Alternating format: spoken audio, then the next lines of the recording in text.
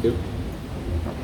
President Danilo Concepcion, members of the Board of Regents, past and present, the officials of our university, former Chair, Atty, ma'am, former President Emerlinda Roman.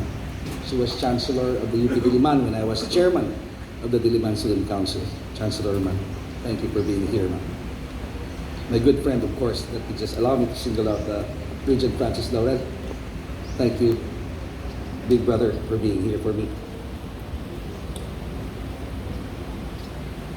The faculty, staff, and alumni present here tonight, this morning, the students of our 8 constituent universities, our guests from Taiwan, thank you very much for braving the Philippine sun without complaining.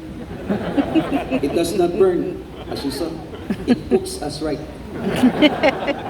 And we in UP cannot complain for as long as that man standing stark naked behind me with his face uplifted to the sky, his arms outstretched. Do not complain. That man standing beside me is the oblation.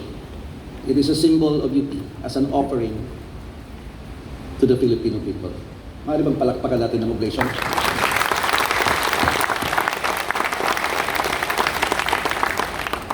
Our guests from the Diplomatic Corps.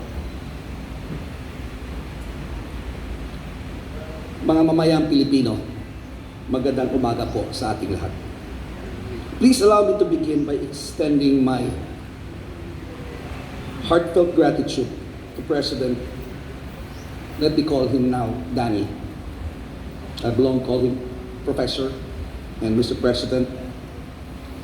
And now he's President Danny and the officials of the university who have graciously assisted myself and my team for the past few weeks as we prepared for this day. Our goal was to hit the ground running on day 1, and it looks like we will likely accomplish it. Sa naglagotob sa kinauyukan sa akong dughan, ang tumang pasalamat sa serbisyo ninyong tanan.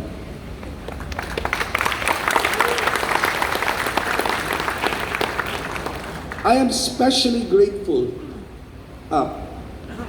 Commissioner Libres of JED, my fellow Mindanaoan is here. Thank you, sir, for representing JED. But I'm especially grateful to President Danny, whom I love to call Danny the Builder, for all the work you have done in the last 6 years. All of us are challenged to leave this world a little better than we found it. When President Danny Concepcion assumed office 6 years ago, he took this to heart. And he will leave the university much, much better than when he found it. Walk around this campus and the evidence is clear. And it's also seen that he's not just done in the builder.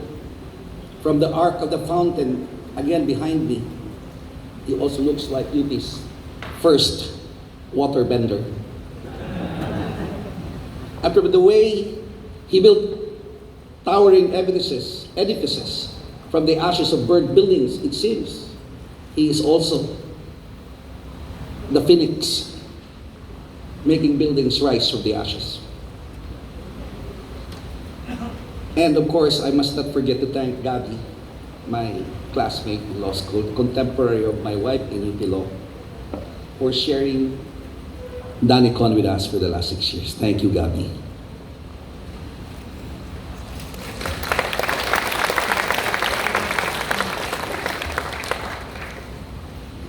I would like to acknowledge as well my contemporary in the student movement in UP, Senator Francis Pangilinan.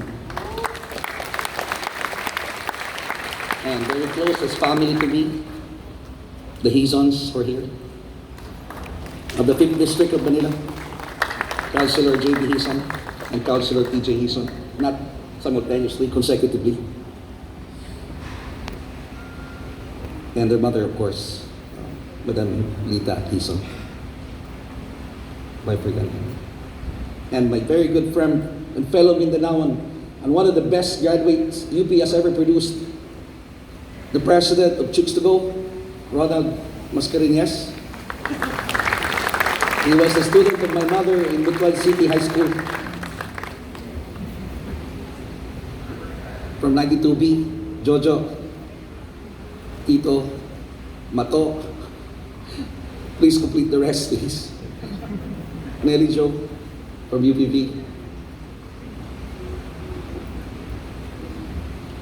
The partners from my law firm. My bosses in our law firm. Let me just share with you some broad outlines of a vision for UP. Our country has just weathered a global pandemic that has triggered massive disruptions in business, technology, labor, and education. This has upended conventional thinking and compelled humankind to hurriedly adapt to and accept new realities. In this day and age, higher education institutions cannot be parochial and self-absorbed. We need to acquire a global consciousness in carrying our mandates, to look at the developments of the immediate past and prepare ourselves for a future in which the pace of innovation, as artificial intelligence teaches us, is faster than the speed of light. With this as background, the University of the Philippines is envisioned in the next 6 years to be at the forefront of transformative scientific, cultural, and artistic pedagogy, research, and public service in local and global communities. Our mission is to foster efficacy, effectivity, and efficiency through transdisciplinary engagement in teaching, research, and public service. Ang UP ay mananatiling bulwagan ng dangal at ipagpatuloy natin ang simulaing nito tungo sa husay at dangal. Honor and excellence. But they are not enough. Aanhin ang husay at dangal kung walang malasakit at kung walang pakikipagkapwa-tao. A transformative UP means no individual or small group effort would probe enough to offer a sound alternative to the complexities we are facing today. Though coming from various backgrounds and enjoying disparate privileges, UP has provided and will always provide its constituencies with a common ground to overcome our differences. A passion for knowledge production brought us together and has given us a sense of belonging, which is a strong ground to negotiate between the legacy we share and the future we envision, to better serve our academic community and the world we live. This is the cornerstone of our first line of action. Pumailan lang, pumalaot. Pumailan lang, pumalaot is pakikipag-ugnayan, which entails a call for communion. It is a commitment to recognize and respect each other's worth. And in this sense, we will champion the following. First, engagement in transdisciplinary research, which is also an attempt to end a silo mentality. We must conduct more collaborative research and creative projects among disciplines and among constituent universities, with an agenda of creating translational research that will benefit the country and the people. At the end of the day, the general public should always be the target of our audience of our research. It is our obligation to convert scientific, social scientific, and artistic research into practical programs that will uplift the lives of Filipino people. We have to build strong bridges within and between constituent universities. In our current reality, no single discipline nor single campus is able to provide holistic and comprehensive solutions to the problems confronted by an ever-changing world. We have to promote and encourage greater interaction and dialogue among UP constituents, such as institutionalization of research programs or curation of creative projects that engage the sciences and the arts in solving social concerns and critically interrogating social issues. Second, let us build a stronger pakikipag-ugnayan with our alumni. They are an integral part of the UP community. Their role in providing resources to UP is invaluable. However, they are more than sources of much-needed funds. They are role models for our students. They may also serve as mentors to our students, or they can be co-facilitators in extension programs and public services. Our alumni are also our international ambassadors, showing the world what honor and excellence with compassion means. Third, UP must also move forward towards the direction of 21st century education by building and crossing bridges towards digital technology. UP needs to digitally transform learning in order to be responsive to the period of rapid change in an increasingly globalized environment. In this regard, UP in the next 6 years will critically participate in the Industrial Revolution 4.0, and we will journey towards the transformation of a learner-centered digital university. To be more concrete, digital transformation in the UP context means a differentiated and personalized learning, the tailoring of learning content, processes, and activities to match each learner's ability level. Digital learning resources, the creation of digital resources that engage students in learning activities and support students' learning goals. Global and remote learning, learning from anywhere and at any time. And fourth, administrative efficiencies, the greater use of data science in decision making. I imagine our campuses enjoying high-speed internet networks and the enhanced digital competence of our faculty and staff. We want to create compelling digital content in education that include current, relevant, and accurate information that are user-friendly and are aligned to the highest quality standards. This will be made available to all UP students regardless of constituent university are enrolled in. As part of our extension service, we shall also happily share the digital course content that we may develop with other state universities and colleges. Our digital transformation initiative will also expand and make it easier for our students to cross-enroll in other UP constituent universities. 1. UP. Fourth, as a national university, we must help the nation by reaching out to the state universities and colleges in the regions. With its resources, UP is better armed as a teaching, research, and public university. We must extend honor and excellence to the state university and colleges by ways of consortium, or by assisting in capacity buildings, or by sending our experts to aid them in academic program development. UP must replicate itself democratically. Fifth, reaching out to our administrative staff members is also a very important aspect of pakikipag-ugnayan.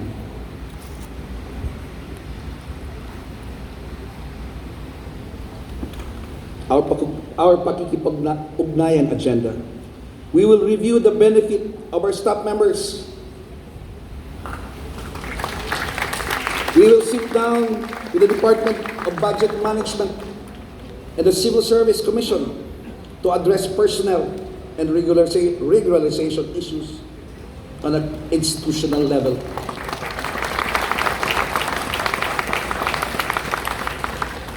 I had breakfast of Luga with the officers of the union just before proceeding here this morning. The second major plan of action is to develop pride of place. We have to envision a UP where spaces are safe, nurturing, shared, connected, and sustainable. This is an opportunity to think of UP as a means to transform spaces into places with meaning and memories. Emplacement is historically and culturally wired. Our existence is embodied in space and time. A place has history. It can tell its own story. It also articulates cultural memory. And in the case of UP, it is an extension of a long history of intellectual, scientific, and artistic endeavors. Pride of place plays an important role in identifying and supporting place-based policy, which includes environmental governance mechanisms as well. Pride of place entails community spirit, confidence in an area standing up for the university and community in the face of adversity. The ultimate goal of everyone is to involve everyone in the disposition of, I care, and I want to improve this place. We have to maintain UP as an ideal space of learning. Our digital national university will not only be a place to learn, it will be an ideal place to live and play. Our campuses will be green oases, the lungs of communities that host them. We will set standards towards carbon neutrality, and in developing our campuses, we will abide by the international good practice principles for sustainable infrastructure. Our campuses will serve as refuge for weary souls that will be rejuvenated through the power of art and culture. UP campuses will be arts hubs. We have to maximize the use of our spaces. Our campuses are good venues of found space performances, site-specific exhibitions, community gatherings, and socializations. With our sense of paglulugar, pagpupuok, we are able to craft a system-wide arts and culture policy that will cement UP's place as the leader in arts education, culture promotion, cultural centers, and communities that host our campuses. I will be inviting our Revilio to help me in this. Consequently, paglulugar, pagpupuok, we'll also develop a work environment that lead to fulfilling professional lives and improve well-being. It is about the provision of resources that the faculty and staff members need to deliver excellent results. Hence, we will continue to invest in our human resources, our most important asset. Immediately, we will create a more transparent and accountable selection process for incentives and rewards. Work to increase faculty and non-staff, non-wage benefits, and develop a program to help our retirees transition to their new lives. In the end, paglulugar, pagpupuok is also pride in people and pride in their contribution, big or small.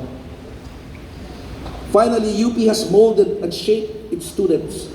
Its faculty and researchers have innovated and constructed new knowledge. At the same time, UP continuously gives back to the communities, and this is key. We will continue to perform its unique and distinctive leadership in higher education and national development.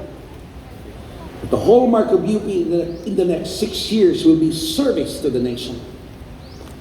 Serve the people. I sincerely believe that this is not simply on the top of what we do, nor is it something that we should do on a voluntary basis. Service to the nation, serve the people, is constitutive of who we are and what we do. It is our raison d'être. Together, we will work towards a UP that is more engaged with their communities, the nation, and the world. As a national university, our responsibility is to keep the needs of society in order to help create sustainable, inclusive human development. We will continue to be focused on the development of an enlightened and engaged citizenry and a more specialized practical education for development. We cannot be satisfied for knowledge's sake. Our role does not end in producing graduates with 21st century skills. We need to go beyond undertaking research and policy advice on improving governance, making the economy stronger, or creating a sustainable ecosystem. In this sense, we will work to intensify knowledge co-creation or the joint production of innovation with the private sector, civil society organizations, and communities themselves. Service learning, an educational approach that combines learning objectives with community service in order to provide a pragmatic, progressive learning experience for our community and students in particular, while meeting societal needs. We will embrace our national identity, but aspire to be a global university that asks the consequential questions of our time, and acting locally strives us to address the serious issues confronting the country and our people. UP will remain a bastion of academic freedom for the simple reason that we cannot achieve excellence without it. And part of it is a commitment to continue honing and supporting all forms of knowledge productions, scientific, social scientific, creative or artistic, professional, and local or indigenous knowledge. The usual knowledge produced by the sciences and the humanities in the formal Western paradigm must not be conceived as the pinnacle of learning. Engagement with indigenous knowledge, with our indigenous people, or what we call the Kaalamang Bayan,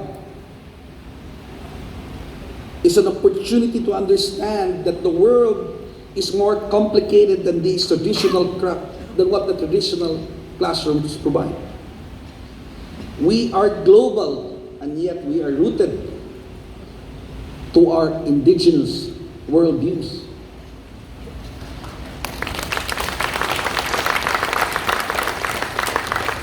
We are shaped by the challenges and crises that confront us. Our recent crisis have tested our pedagogical modalities, our creative practices, our research projects, and even our physical and mental health. Nonetheless, they have also forced open windows of opportunities for our faculty and students to survive, to strive, and to thrive in the forge of crisis. And we will continue to be an enabler so that they may continue to do just that. In the end, UP will be strong, courageous, critical, and nurturing, because we will be guided by our vision, our mission, and our values. Our UP naming mahal will continue to ensure diversity, inclusivity, and respect as driving forces towards honor, excellence, kindness, and compassion. And as a leader of our academic community, and I can only choose one, I will choose kindness.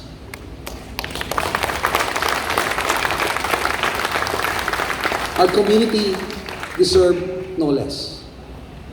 The Filipino people deserve no less. Maraming salamat po. Mabuhi ang UP. Mabuhi ang paglaon ng bayan. Daghang salamat, President Angelo A. Jimenez. May we now call on the UP